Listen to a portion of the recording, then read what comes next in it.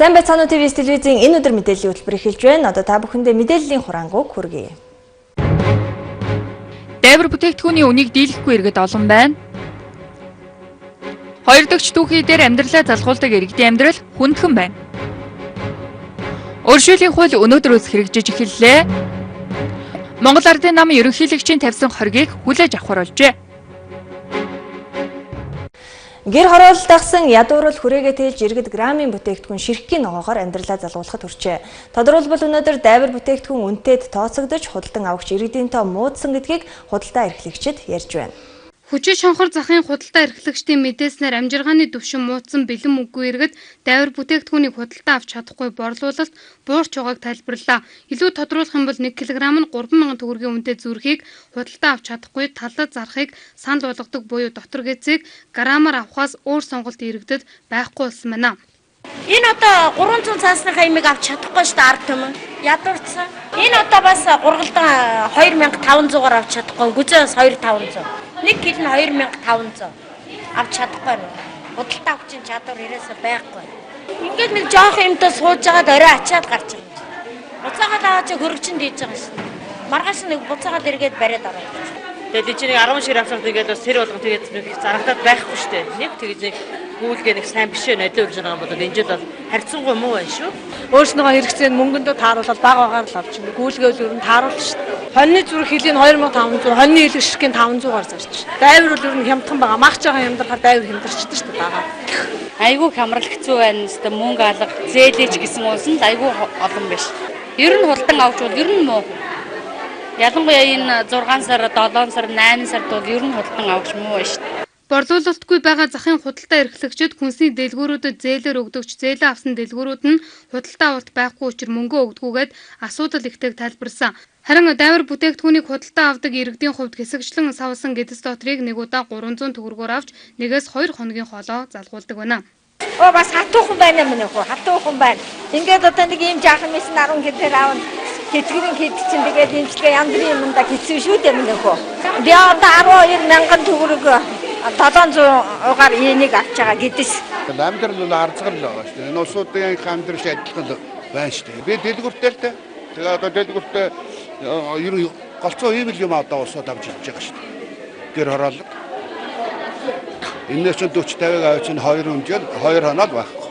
Төр засаг нь тогтворгүй ажиллаж чадахгүй эдийн засаг нь хямарчсан улсын ард түмний амьдрал өдөр ирэх тусам муудаж дайвар бүтээгдэхүүнээр үл залгуулж чадахгүй хүртлээр зүдэрч явна. Гэтэл гэр хороолол дагсан хоосон нойтон хоногийн хоолгүй дарчихсан амьдралыг төр дэрэгдийн сонголтоор гарч эрх мэдэлд хүрсэн эрхэм улсын хурлын гишүүд сайд дарга нар өөрсдөө ойлгохгүй яваа учраас улс орон ард олонныхоо төлөө ажиллаж чадахгүй ийм байдалд хүрэглээ гэж бухимдах хэрэгэд олон байна.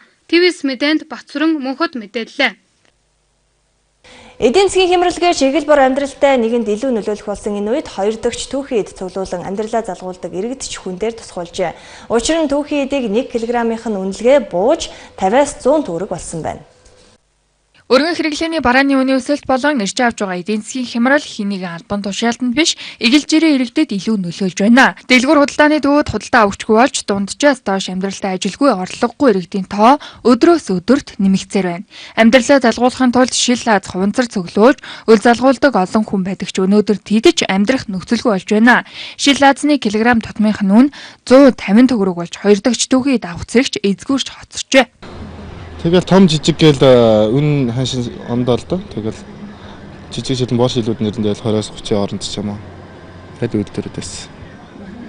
Тийм үү тааш. Одоо ерөнхийдөө бол энэ жил төмөрний ханш ер нь түүхий ханш ер нь буучаал үн муу л шүү дээ. Түүхий дээр амьдралаа залгуулдаг хүмүүс бас нэлээдгүй болчиход байна гэдэг чинь. Тэр тийм хүмүүс тиймэрхүү хүмүүс. Одоо тэгээд үн бууцсан тэр хүмүүс чинь түүхэнд хийц. Одоо хотоор бол хогны ихсэж л байгаа ах энэ ундааны сав бол.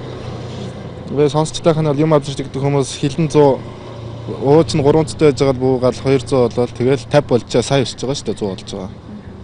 Тэр бол хүмүүсийн хувцар савныг түүгээд байх юм байхгүй л шүү дээ. Дарахны төмөрлөгийн үйлдвэр төмөр авах байснаас олж зис лазны үн буурсан гинэ. Хоёр дахь түүхий эдийн үн хэлбэлцэлтэй байдаг ч энэхүү огцон буурсан нь хэдхэн тооны зөрөө юм шиг харагдаж байгаач хэдэн мянган хүний хоолтой хонох уугүй юу гэдэг асуудал болоод байгаа юм а. Ер нь халамжийг хавтгаруулдаг ажлыг нас зуссан ялгуурлаж олгодог гихчлэн нийгмийн буруу тогтолцооноос болсон уршгийг дундаж болон дунджаас доош давхаргийнх нь л нуруунд даварч байна. Замын хөдөлгөөний аюулгүй байдлын тухай хууль хэрэгжиж эхлээд 3 дахь өдөртөөгөө залгаж байна. Монголчууд батлсан хуулиа 3 хоног л мөрддөг гэсэн шүүмжлэл бийж, замын хөдөлгөөний аюулгүй байдлын тухай хууль өдөр хоног өнгөрөх тусам чангарч зөрчил буурна гэдгийг цагдаагийн байгууллагаас тайлбарлалаа. Шинэ хууль хэрэгжиж эхлээд 3 хоног байгаа гэхэд хоногт 90-150 согтуу жолооч саатуулагддаг байсан бол энэ тоо 30 болтлоо буурчээ. Хамгийн гол нь 5-10 мянган төгрөгөөр торгодог байсан хуучин тогтолцоог халж торгуулийн мөнгөнд дүн өссөн довчхон довол төрөвчтэй ярьдаг болсноор хариуцлага илүү чангарч чадсан гэж цагдаагийн алба хаагч нар тайлбарсан. Жишээ нь зөвхөн жолооч зорчигч хамгаалах бүсээ зүүж хэвссэн эсхийг шалгахад 20 жолооч тутамд нэг нь бүсээ зүгээгүй зөрчил гаргаж бусад зөрчлийн тоо огцон буурсан үзүүлэлт харагдсан байна.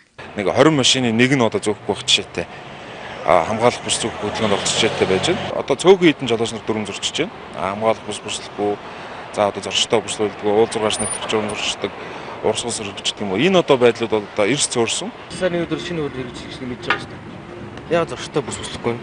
Харин мартчих. Мэдээлэл бол интернетээс л авч авч байна л да. Facebook ашиглаад. Тэгээд уул нь бас их зүйтэй байгаа шүү дээ. Энэ айгүй замраагүй л дээ. Тэгээд энэ хууль баталснараа бас арай л дэг журамтай болох юм уу да. Тэгвэл одоо ч ингээл нэг гэрэл нөхөн дээр жоохон байж байгаа урсгал сөрөөл бүгдлэрэл ингээл зөндөө асуудал үүсдэг.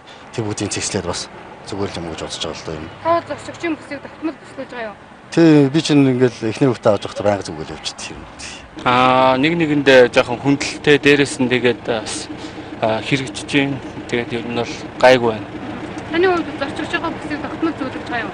Тий, тогтмол зөвлөж байгаа. Ер нь тэгээд хэвшил болсон байна да. Жолооч нар замын хөдөлгөөнд дүрмээ биелүүлдэг болсон бол нөгөө талд явган зорчигчид шинэ хууль хэрэгжснээс ч үлдэн гарцгүй газраар уралдан гарсан хэвээр байгаа юм. Тэгвэл маргааш өдрөөс эхлэн гарцгүй газраа гарч байгаа иргэдэд регистрийн дугаараар нь торгуулийн удас бичигдэж очино. Тодруулбал гарцгүй газраар автомашины урдуур гүйсэн иргэн та 9600 төгрөгөөр торгуулна гэсэн үг. 9 сарын 4-ний өдрөөс эхлээд яг явган зорчигчдын мэдээлэл регистрийн хийхээр одоо бүх мэдээлэл гаргадаг.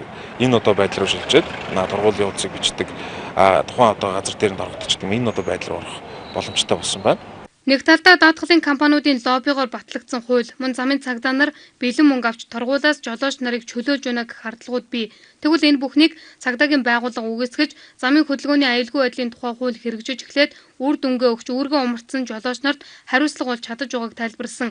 Хамгийн чухал нь миний эрх гэж дайрах биш хуулиа биелүүлдэг болвол төвчрөл осол гэмтэл насваралт буурах нь чухал гэдгийг санууллаа. ТВ-с мэдээнд Батцүрэн Мөнхөд мэдээллээ. 2015-аас 16 оны шинэ хичээлийн жилд 799 сургуульд 539,800 хүүхэд суралцсан. Энэ хичээлийн жилд ерөнхий боловсролын сургуульд 165 нэр төрлийн 1,200,000 сурах бичгийг хэвлүүлж нийлүүлнэ. Эх 7 хоногт багтаж бүх сургуулиудад сурах бичиг тараагдаж дуусах юм байна.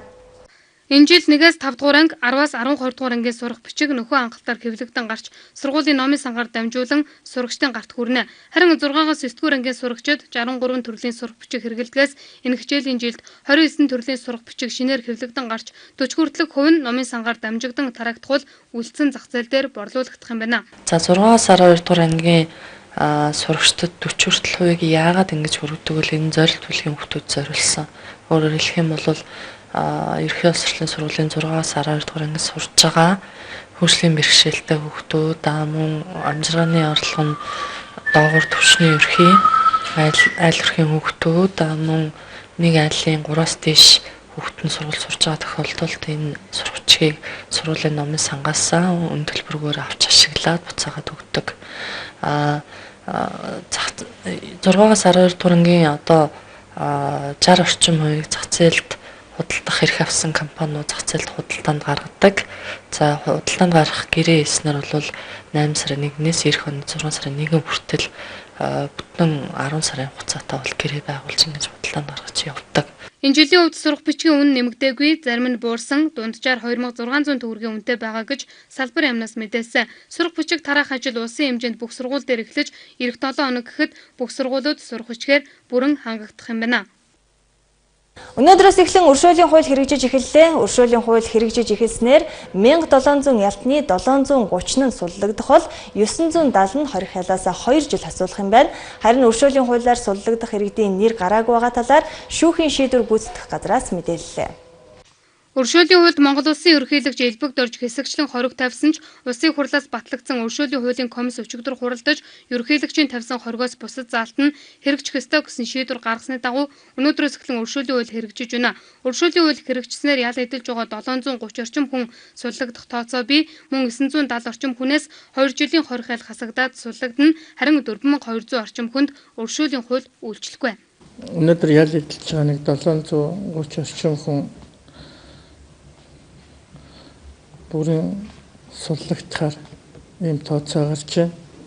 За 970 орчим хүнээс 2 жилийн хориг хайл хасагдаад ингээд бас суллагдах нийтдээ нэг 1700 орчим хүн бол хориг байгууллагаас суллагдан гарах нэ гэж. 770 орчим хүнээс тодорхой хэмжээгээр 2 жилийн хориг хайл хасагдахаар харагдаж байгаа. Тэгээд ял нь үргэлжлээд идлээ. Өршөөд хамрагдахаар орсон байсан боловч хэрвээ хоригийг хүлээгээд авах юм бол 161 хүнд энэ хууль хаагдах юм байна. Өршөөл хамрагдахгүй юм байна гэж үзэж. Жишээ нь цагдаагийн байгууллагад захиргааны журмаар тээврийн эргэсэл жолоодох эрхээ асуусан 82 мянган хүн байна. Эдгээр иргэн өршөөлийн хуульд хамрагдаж эрхэн сэрхэхээр болж байна. Жишээлх юм бол одоо цагдаагийн газар дээр гэхэд захиргааны журмаар тээврийн эргэсэл жолоодох эрхээ асуулчихсан өнөөдөр Монгол улсад 82 мянган орчим хүн байт юм байна. Эдгээр улсуудын өршөөлийн хууль үйлчлэх ёстой энэ үйлчлэлийн одоо ингээд эхлүүлээд яваа гэдэг. Ийхүү 2015 оны 7 дугаар сарын 2-оос өмнө автомашин барьж яваад зөрчил гаргаж жолоо барих эрхээ асуусан иргэнийг өршөөлийн хуульд хамруулж жолооны үнэлгийг нь сэргээ олох боломж энэ хуулийн хүрээнд олдлоо. Эдгээрээс гадна жирэмсэн эмэгтэй 3 хүртэлх насны хүүхэдтэй их эсвэл ганц бие эцэг насанд хүрээгүй хүнд хорих хайл оногдуулсан шүүхийн шийтгэх тогтоол биелүүлэхийг хойшлуулсан хугацаанаас үлдсэн хугацааг хэрэгсгүй болох зэрэг асуудлыг холбогдох хуулийн дагуу шийдвэрлэхээр болсон байна. Анхаарлаа хандуулж байгаад баярлалаа. Мэдээллийн хөтөлбөр энэ өдрийн нотой ноцтой мэдээгээрээ үргэлжилж байна.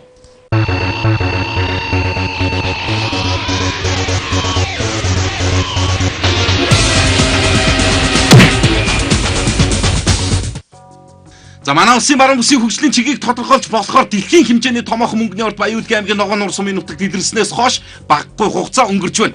Асхтын мөнгөний орд гих үлэмж их баялаг сурган дуулдаад удаж угааж монголчууд бидэнд ирж наалцсан зүйлгүй өнөө хүрлээ.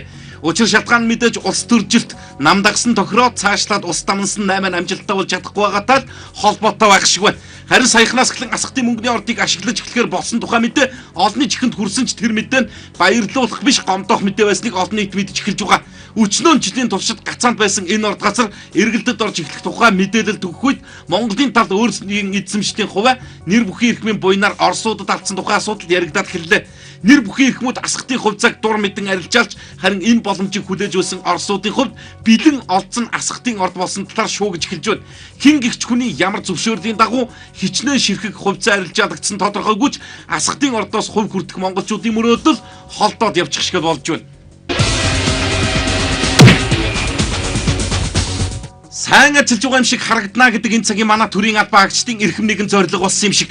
Гэхдээ сайн ажиллах гэдэг ямар утгаараа байж болох вэ гэдгээ бодож ойлгох тал дээр асуудалтай байгаад байх шиг.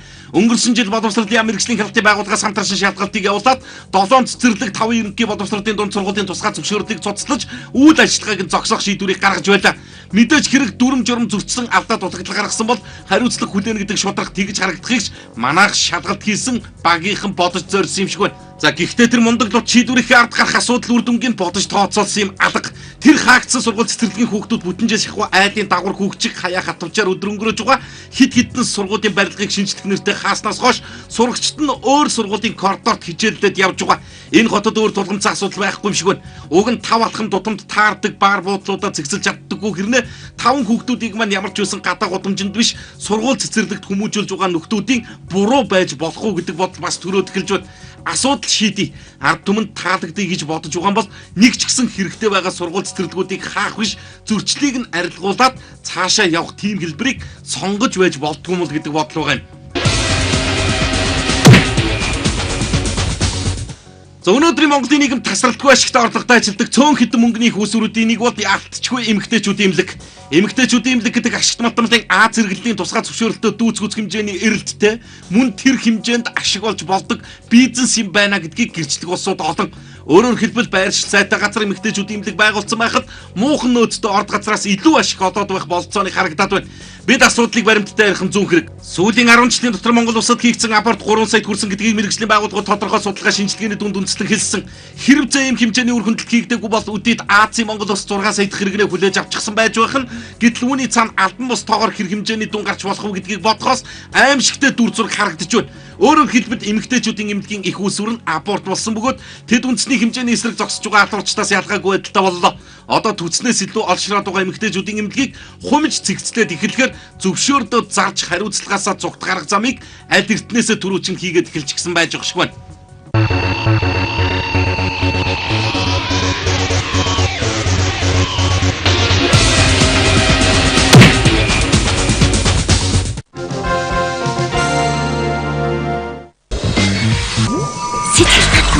Хэрүүн мэдрэмж. Ой цай. Хэрэглэгчийн утас 9333 91. Таны санал бидэнд дүнтэй. Талх чигээр хүзээд компани. Тасралтгүй үргэлжлэх цаг хугацаа. Бүх хязгаарлагдах харилцаа холбоо. Тэгш төгсөй бэлэгдэл. Үл зогсох. Бай.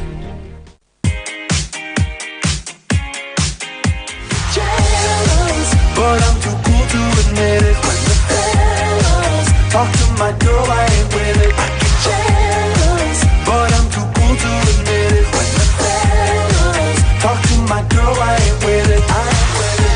I ain't with it. I ain't with it. I ain't with it. I ain't with it. Чөлөөт ертөнцийн ирч хүч. Ланстэй. Encanto оргил худалдааны төв. Unitel-ийн үржилсэн төлбөрдүүлжлэхний бүх хэрэглэгчид 3,000 төгрөгийн хүслийн картаар дансаа зэнэглээд дараа дата мессеж болон хүслийн кодоо бэлгэнд аваарай.